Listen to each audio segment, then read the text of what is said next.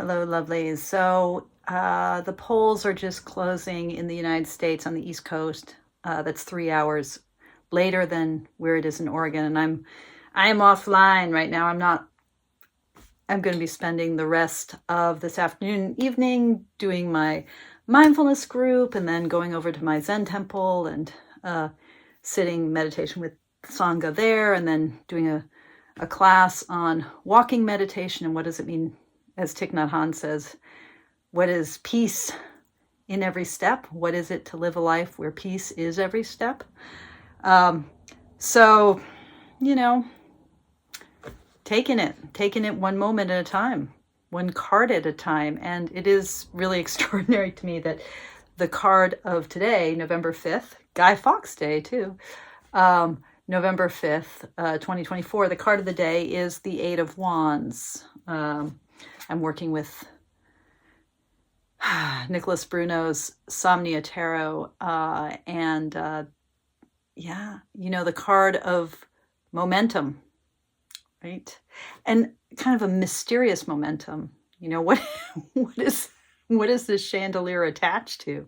It's clearly it's swaying in ways that we don't really understand. It's got its own weight, right? And then there's the pull of the earth, and there's whatever is up above that is that this pendulum is affixed to.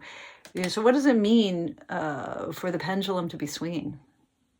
What is that all about? I've always thought about the eights in tarot as being this place of surrender, and a very particular surrender, the surrender of us like mortal finite beings, the way that we're continually surrendering to the infinite as it's being enacted in our lives. The lemniscate figure 8, right? The figure 8 of the lemniscate, the sign of infinity, and this way in which the perfection of 8, that 2 cubed,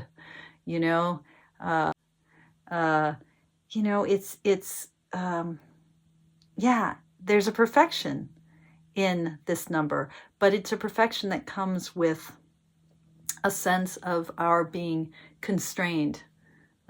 We feel so much, we humans. We're so aware of these forces that are infinite and vast, and yet our hearts are not infinite. At least we don't know them as being so. So they get broken. And the world moves in the way that the world moves. I've been thinking about the wands and the suit of fire.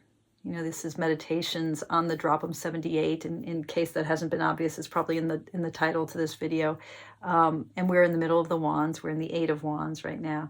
And I've been thinking about this suit of fire. As it turns out, my card of the month, according to last year's Wheel of Life that I pulled at the end of last year's Drop'em 78, my card of the month is the Knight of Wands. This is how it appears in the deck that I was reading from last year, the Astara Tarot, in Julia Iredale's kind of extraordinary image of that fire of fire, that Knight of Fire, that Knight of Wands. So this is, for me, Fire Month. And here we are with the momentum of fire. I've been thinking about this fire, right?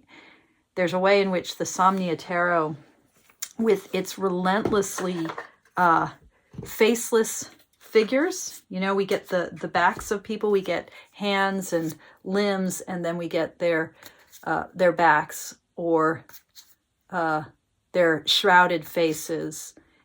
This nightmare world, a lot of hands separate from bodies.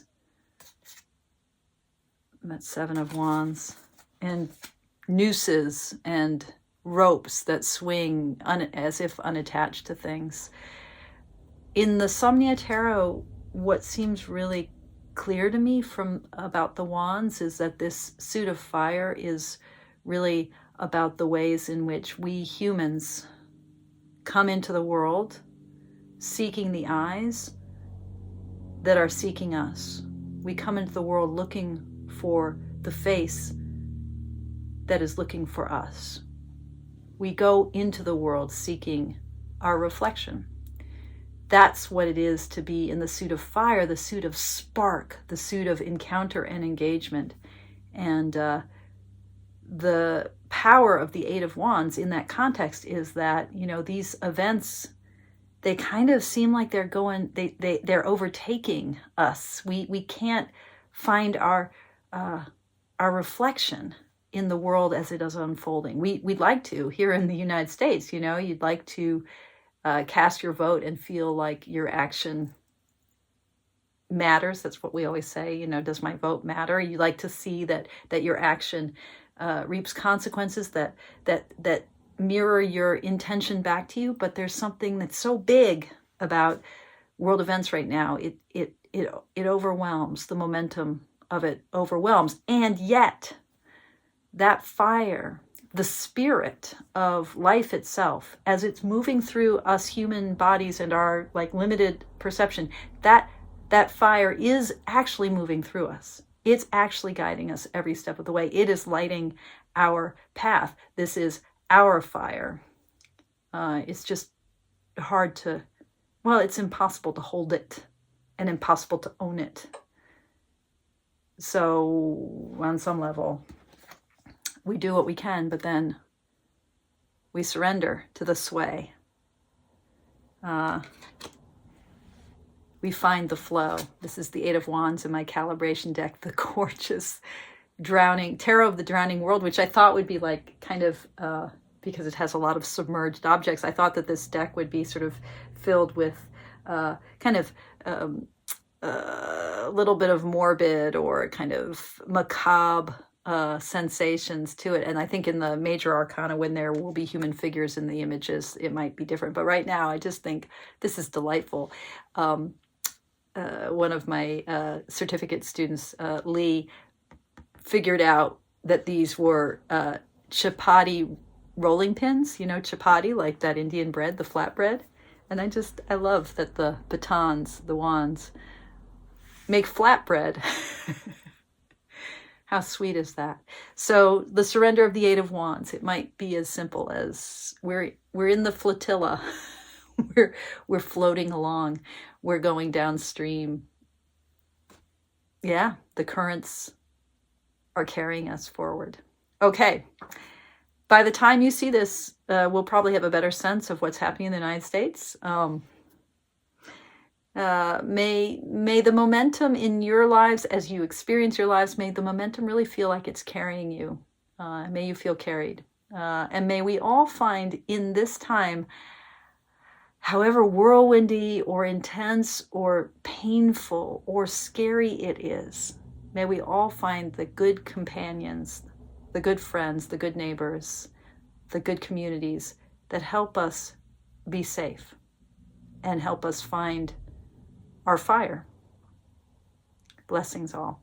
As always, thank you so much for your practice.